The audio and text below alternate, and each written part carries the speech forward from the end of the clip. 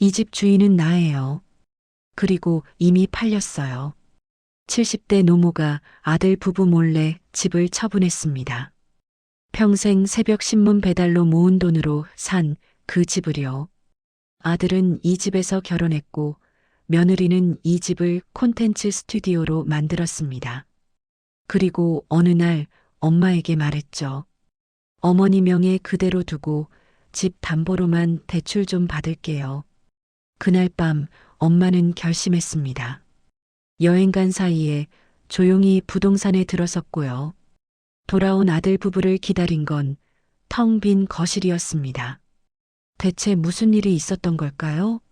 오늘은 한 엄마가 평생 지켜온 집을 왜 하루 만에 포기하게 됐는지 그 이야기를 들려드리려고 합니다.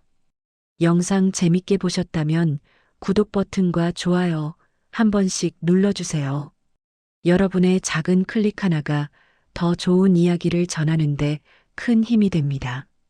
그럼 이제 본격적으로 이야기 시작하겠습니다. 정미숙 씨, 72살. 그녀의 하루는 새벽 4시에 시작됐습니다. 알람이 울리기 전에 이미 눈이 떠지는 날들이 대부분이었죠. 몸이 기억하고 있었습니다. 20년 동안 같은 시간에 일어났으니까요.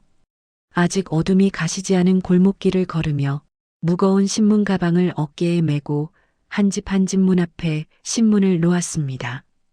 때로는 개 짖는 소리에 놀라기도 했고 때로는 술 취한 사람과 마주치기도 했죠. 하지만 멈출 수 없었습니다.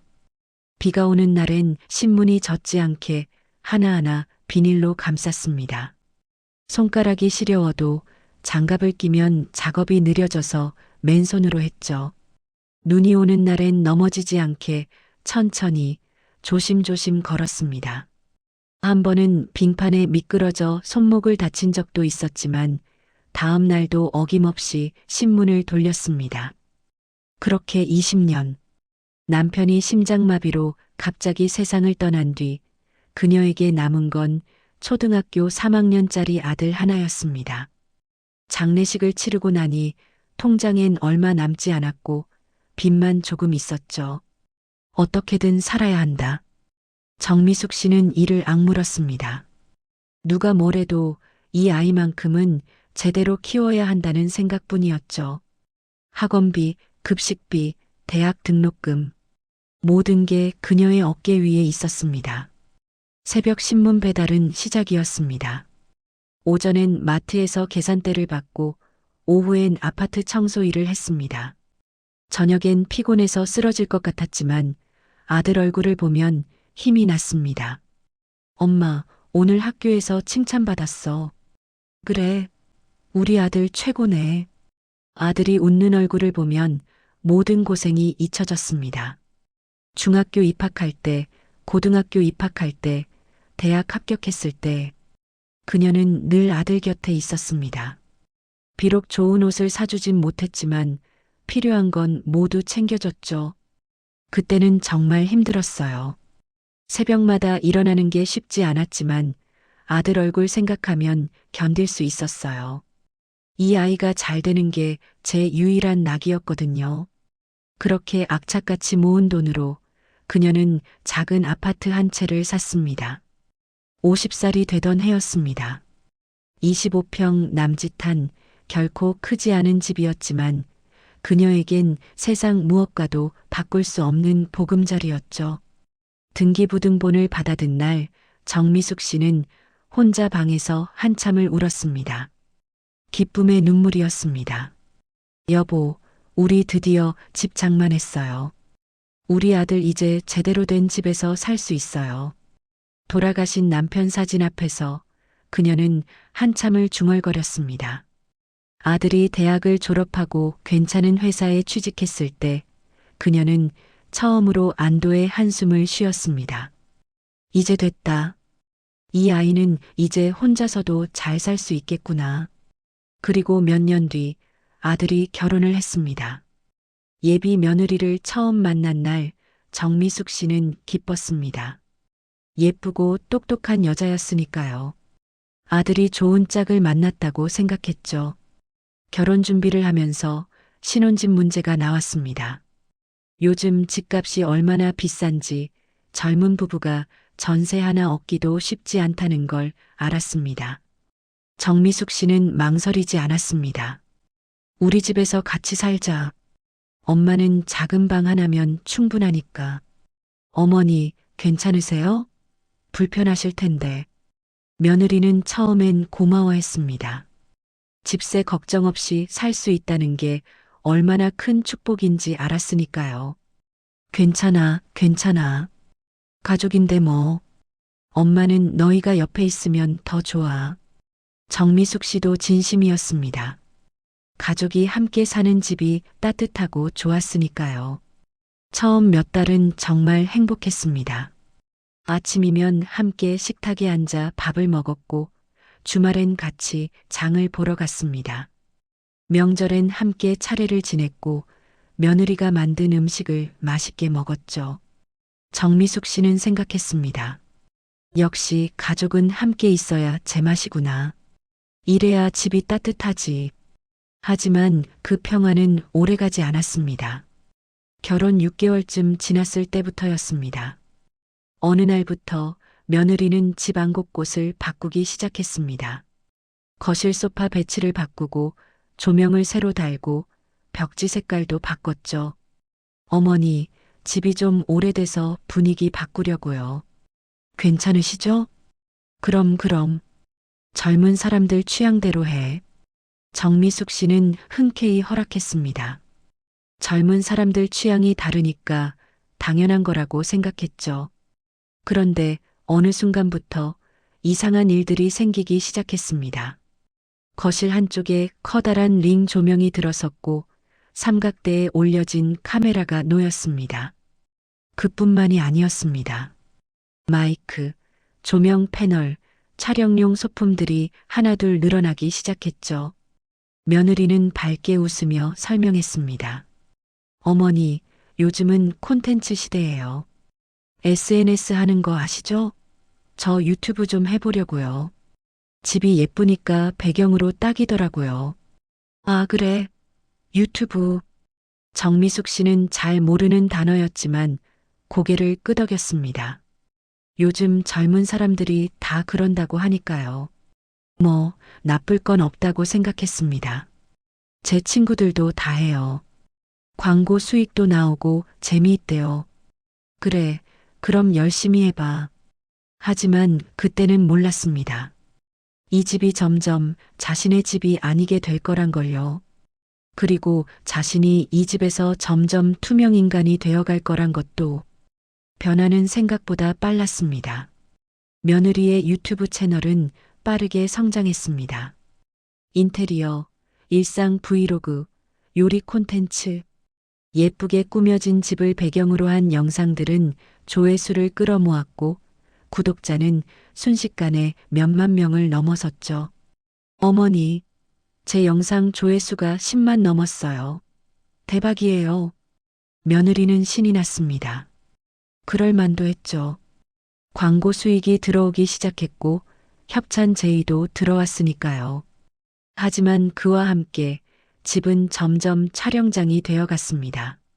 처음엔 일주일에 한두 번 정도였던 촬영이 점점 횟수가 늘어났습니다. 일주일에 3번, 4번, 그리고 어느새 거의 매일. 아침에 일어나면 거실엔 이미 조명이 켜져 있었고 카메라가 돌아가고 있었습니다. 며느리는 집 안 곳곳을 돌아다니며 촬영했고 아들도 가끔 출연했죠. 여러분 안녕하세요. 오늘은 저희 집 거실 인테리어 소개해 드릴게요. 며느리의 밝은 목소리가 집 안가득 울려 퍼졌습니다. 정미숙 씨는 처음엔 그러려니 했습니다. 젊은 사람들이 뭔가 열심히 하는구나 정도로만 생각했죠. 하지만 점점 이상해졌습니다. 어머니, 오늘 촬영 있으니까 거실 좀 사용 안 하셔도 될까요? 아, 그래. 알았어. 정미숙 씨는 자신의 방으로 들어갔습니다. 처음엔 가끔이었습니다. 일주일에 한두 번 정도. 그 정도는 괜찮다고 생각했죠. 하지만 점점 횟수가 늘어났습니다. 어머니, 오늘도 촬영이라서요. 방에 계셔 주시면 안 될까요?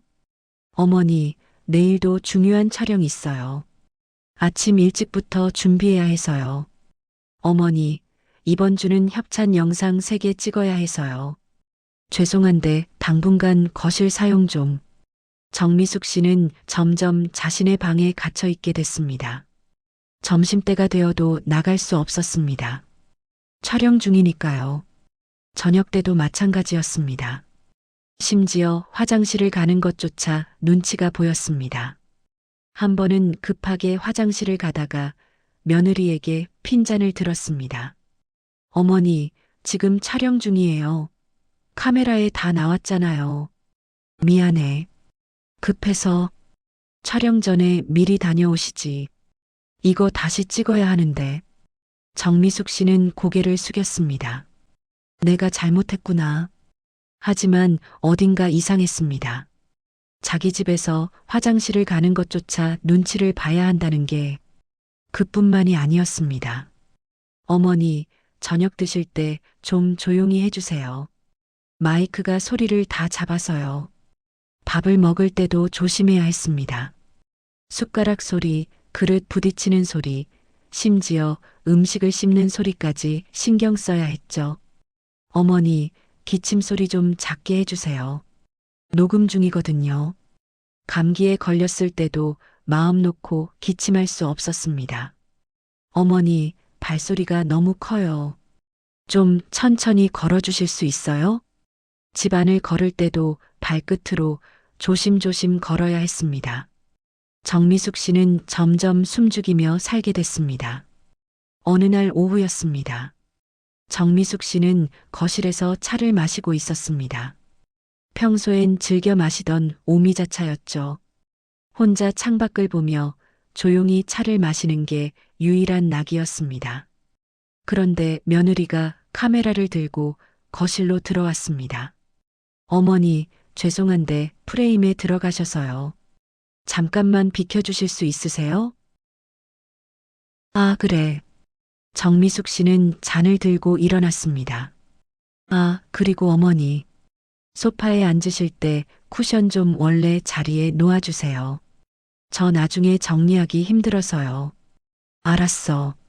방으로 돌아온 정미숙 씨는 차 잔을 내려놓고 한숨을 쉬었습니다. 그 순간 깨달았습니다. 자신이 이 집에서 방해물이 되고 있다는 걸요.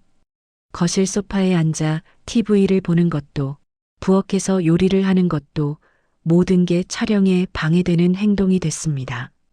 며느리는 늘 친절하게 말했지만 그 말 속엔 분명한 뜻이 담겨 있었죠. 이 공간은 이제 제 콘텐츠 스튜디오예요. 어머니는 방에만 계세요. 집은 더 이상 쉴 수 있는 공간이 아니었습니다. 매일 긴장해야 했고 늘 조심해야 했습니다. 평생 일해서 산 이 집에서 정작 자신은 주인이 아니라 세입자도 아닌 그냥 방해되는 존재가 되어버렸습니다. 친구들을 초대하는 것도 불가능했죠. 예전엔 가끔 동네 친구들을 불러 차를 마시곤 했는데 이젠 그것도 할 수 없었습니다. 어머니, 오늘 손님 오시면 안 돼요. 중요한 협찬 촬영이 있어서요. 브랜드 담당자도 올 수 있대요. 그럼 내가 언제 친구 초대해도 되는데? 글쎄요. 요즘 스케줄이 빡빡해서 나중에 여유 있을 때요. 하지만 그 나중은 오지 않았습니다. 그렇게 몇 달이 지났습니다. 정미숙 씨는 점점 작아졌습니다. 집안에서조차 움츠러들었고 말수도 줄었습니다. 아들에게 한번 말해볼까 생각했지만 아들은 항상 바빴습니다. 엄마, 요즘 회사 일이 바빠서 나중에 얘기해. 아들아, 근데 엄마, 지금 회의 들어가야 해. 나중에. 아들은 정미숙 씨의 말을 끝까지 듣지 않고 방으로 들어가 버렸습니다. 며느리의 유튜브는 계속 성장했습니다. 광고 수익도 생기고 협찬도 늘어났습니다. 집안은 점점 더 화려해졌지만 정미숙 씨의 자리는 점점 더 좁아졌습니다. 어느 날 저녁 정미숙 씨는 자신의 방에서 혼자 밥을 먹고 있었습니다. 도시락통에 담긴 반찬과 밥. 거실에선 며느리의 밝은 목소리가 들렸죠. 안녕하세요, 여러분. 오늘은 집들이 브이로그를 찍어봤어요. 우리 집 너무 예쁘죠? 이번에 새로 들인 조명도 소개해드릴게요. 우리 집이라는 말이 귀에 꽂혔습니다. 우리 집? 정미숙 씨는 젓가락을 내려놓고 생각했습니다. 이 집은 대체 누구 집인 걸까? 등기부등본엔 분명 자신의 이름이 적혀 있습니다. 20년 동안 새벽마다 신문을 돌리며 모은 돈으로 산 집입니다. 하지만 지금 이 집에서 자신의 자리는 어디에도 없었습니다. 평생을 모아서 산 이 집에서 자신은 이제 손님도 아니고 가족도 아닌 그저 화면에 나오면 안 되는 존재가 되어버렸습니다. 그리고 그때부터였습니다. 정미숙 씨의 마음속에 작은 균열이 생기기 시작한 건 나는 이 집에서 뭘까? 세입자도 아니고 가족도 아니고 그냥 소음일까? 창밖을 바라보며 정미숙 씨는 조용히 눈물을 닦았습니다. 이 집에서의 삶이 점점 견디기 힘들어지고 있었습니다. 정말 결정적인 순간은 석 달 뒤에 찾아왔습니다. 어느 일요일 아침이었습니다. 며느리가 정미숙 씨를 거실로 불렀습니다. 아들도 옆에 앉아 있었죠. 뭔가 중요한 이야기가 있는 것 같았습니다. 평소와 달리 며느리의 표정이 진지했습니다. 무슨 나쁜 소식이라도 있는 걸까? 혹시 건강에 문제가 생긴 건 아닐까?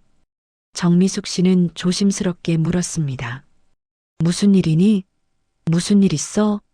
며느리는 잠시 망설이다가 갑자기 밝게 웃으며 말했습니다. 어머니, 좋은 소식이 있어요. 제 유튜브 채널이 정말 잘 되고 있거든요. 구독자가 이제 15만 명이나 돼요. 그래, 잘 됐네. 정미숙 씨는 대수롭지 않게 대답했습니다.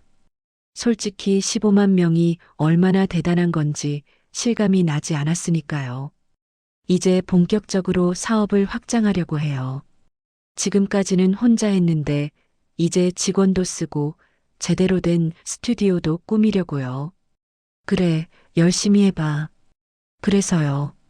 며느리는 잠시 말을 멈췄습니다. 아들을 쳐다봤고 아들이 고개를 끄덕였습니다. 뭔가 미리 짜온 각본이 있는 것처럼 보였죠.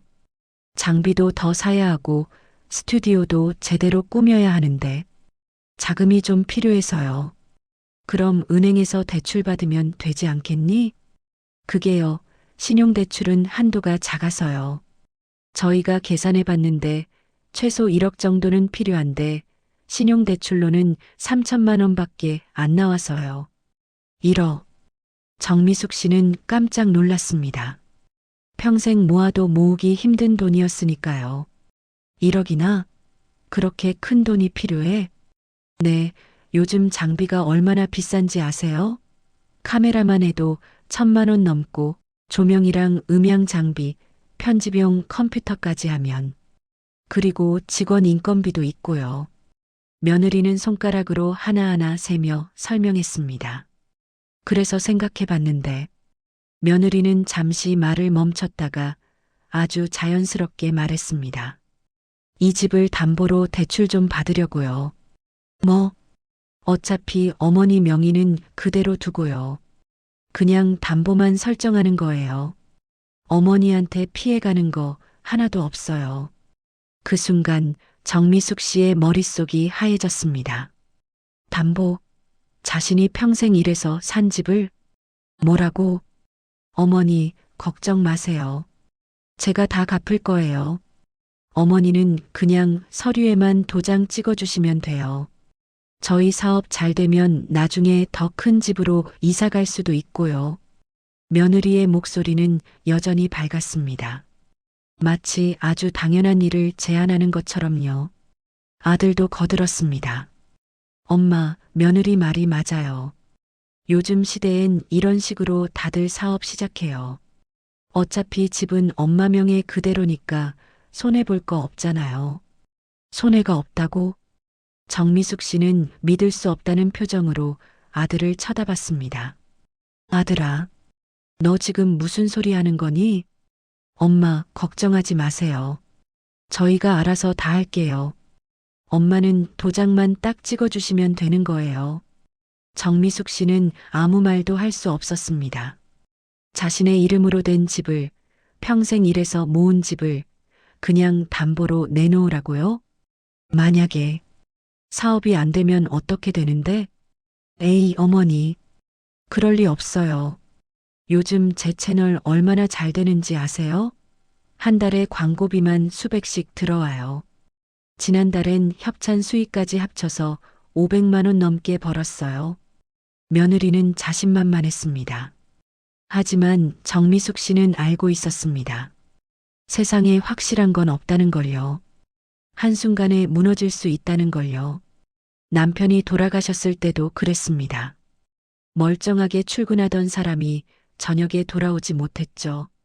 인생은 한순간에 바뀔 수 있습니다. 그래도 이 집은 어머니, 그럼 생각해 보세요. 천천히요. 며느리는 친절하게 말했지만 다음 말이 문제였습니다.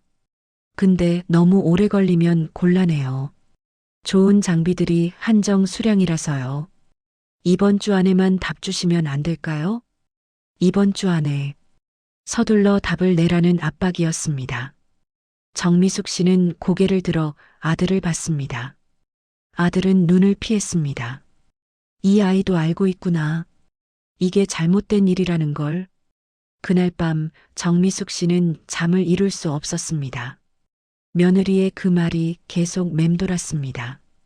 어머니 명의는 그대로 두고 담보만 설정하는 거예요.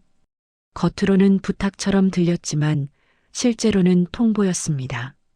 이미 며느리의 머릿속엔 계획이 다 짜여 있었고 정미숙 씨는 그저 도장만 찍어주면 되는 존재였죠. 다음 날 아침 며느리가 또 물었습니다. 어머니, 생각해 보셨어요? 아직? 어머니, 저희 믿으셔야죠. 제가 언제 어머니한테 손에 끼친 적 있어요? 그 말을 듣는 순간 정미숙 씨는 뭔가 깨달았습니다. 손해를 끼친 적이 없다고요? 지난 몇 달 동안 자신은 자기 집에서 방 하나에 갇혀 지냈습니다. 밥도 혼자 먹었고 친구도 부르지 못했고 기침 한 번 마음 놓고 할 수 없었습니다. 그게 손해가 아니면 뭐죠? 어머니, 며느리가 재촉했습니다. 정미숙 씨는 조용히 고개를 들었습니다. 며느리야. 네, 어머니. 이 집이 누구 집인지 아니? 네. 무슨 말씀이세요? 등기부등본에 누구 이름이 적혀 있는지 물어보는 거야. 며느리의 얼굴이 굳었습니다. 그야. 어머니 명의죠.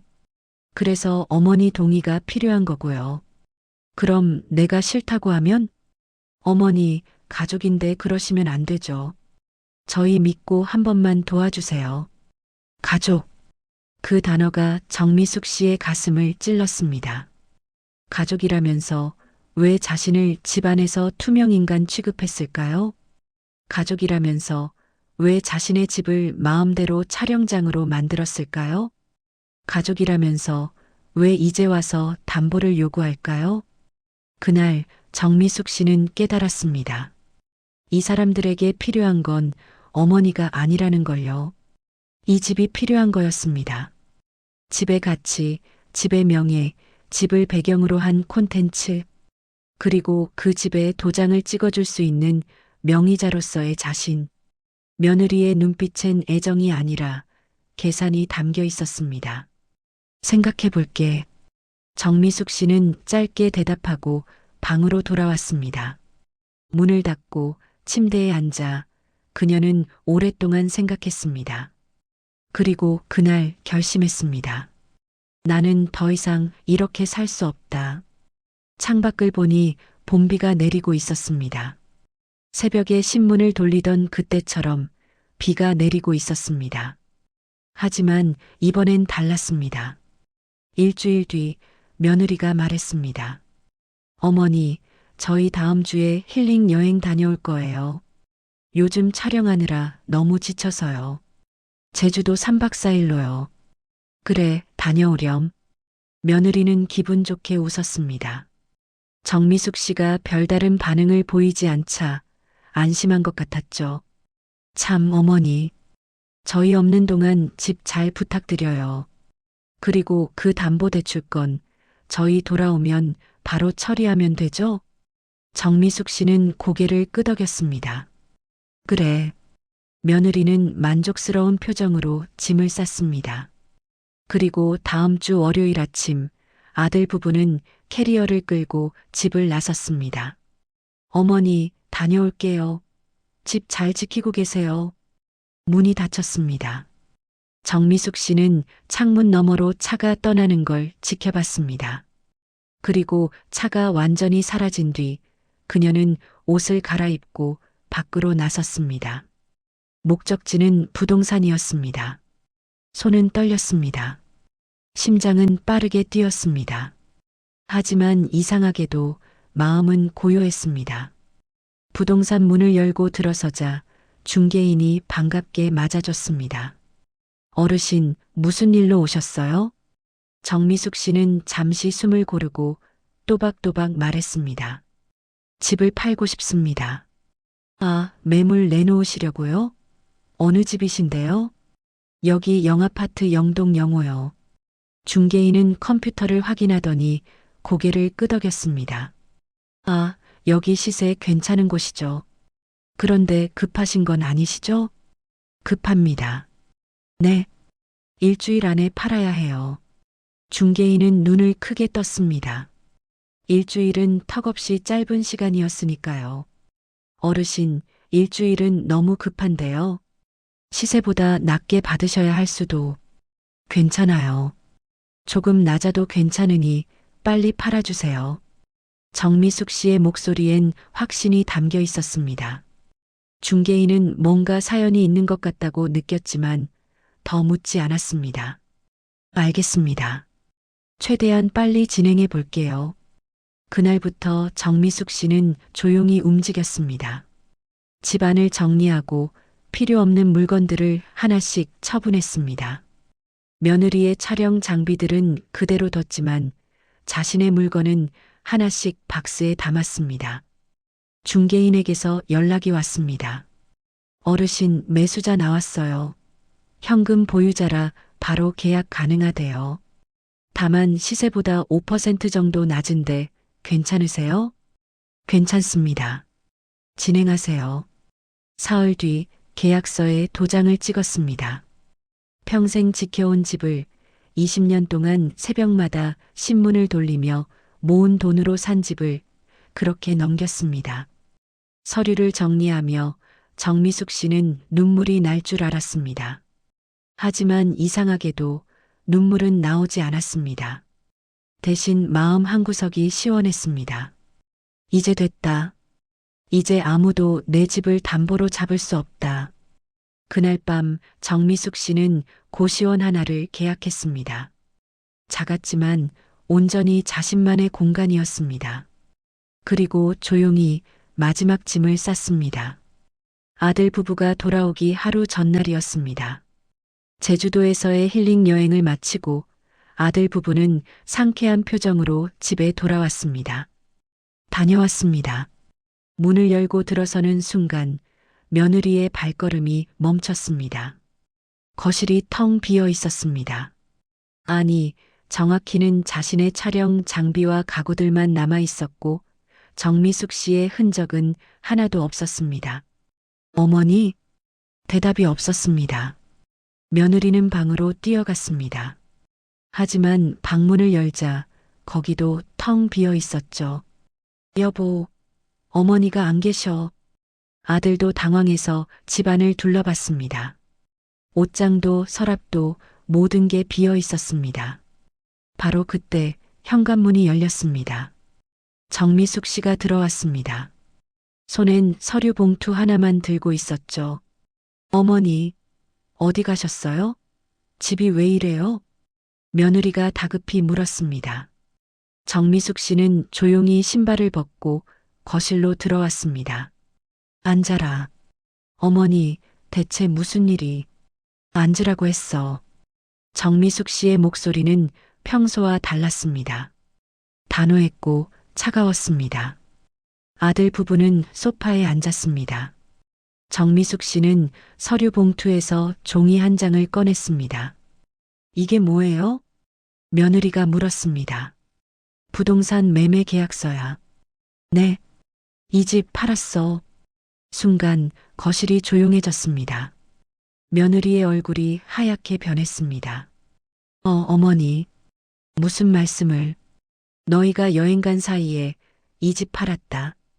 이미 계약 끝났고 다음 주에 잔금 치르면 명예 이전된다. 안 돼요.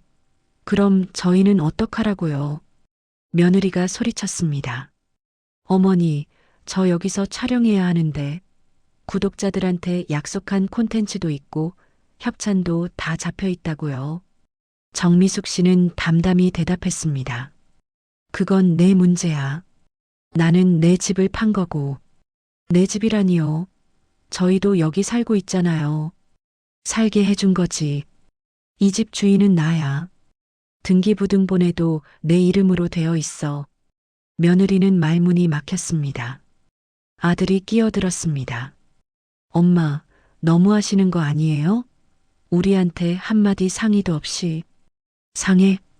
정미숙 씨는 아들을 똑바로 쳐다봤습니다. 너희는 내 집 담보로 대출받겠다고 할 때 나한테 상의했니? 아니면 통보했지? 그건 이 집에서 촬영한다고 할 때 나한테 물어봤어? 거실 쓰지 말라고 방에만 있으라고 할 때 내 기분은 생각해 봤니? 아들은 아무 말도 하지 못했습니다. 정미숙 씨는 계속 말했습니다. 나는 20년 동안 새벽마다 신문을 돌렸어. 비 오는 날도, 눈 오는 날도, 아픈 날도. 그렇게 모은 돈으로 이 집을 샀지. 너 키우려고. 내가 편하게 살라고. 엄마. 근데 너희는 이 집을 뭐로 받니? 무료 스튜디오? 담보대출수단? 며느리가 변명하려 했습니다. 어머니, 저희가 그런 뜻이 아니라. 아니야. 정확히 그런 뜻이었어. 정미숙 씨는 서류를 탁자 위에 내려놓았습니다. 이 집은 다음 주 금요일까지 비워야 해. 새 주인이 이사 온대. 그럼 저희는요? 너희 알아서 해.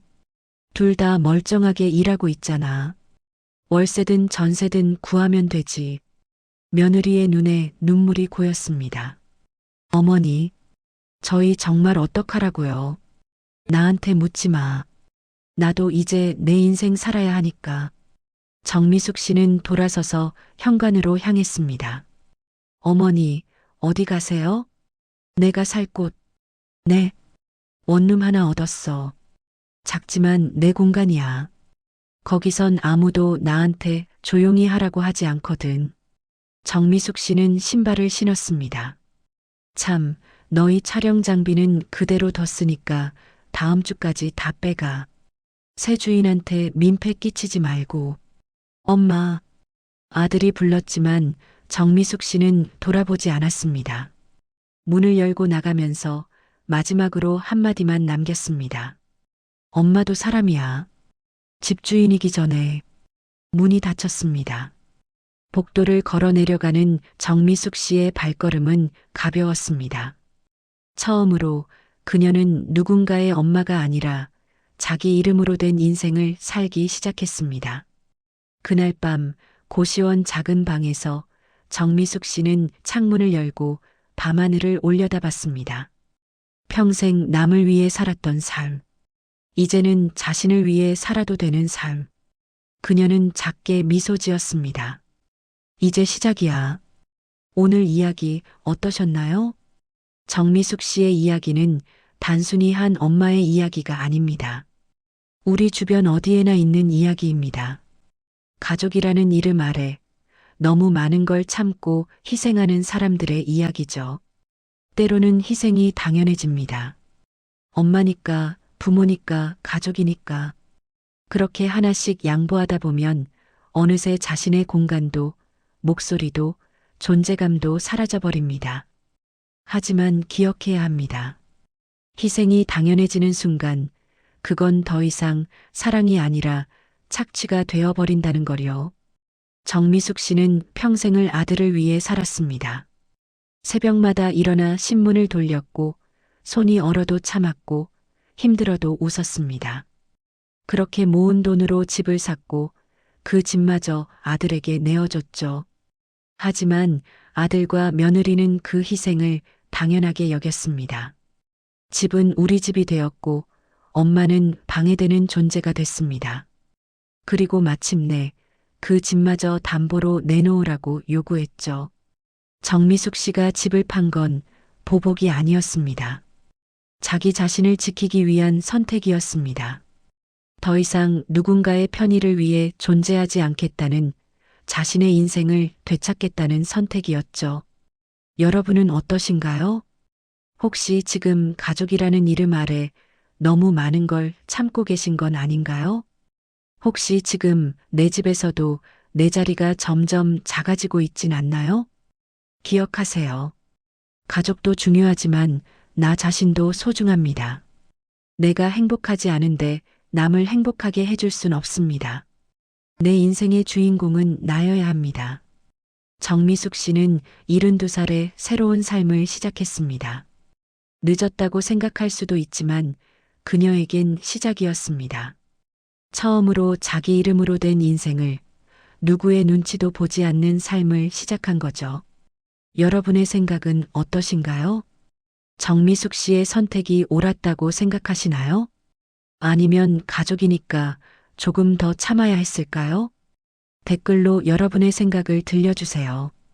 그리고 이 이야기가 도움이 되셨다면 구독과 좋아요, 알림 설정 부탁드립니다.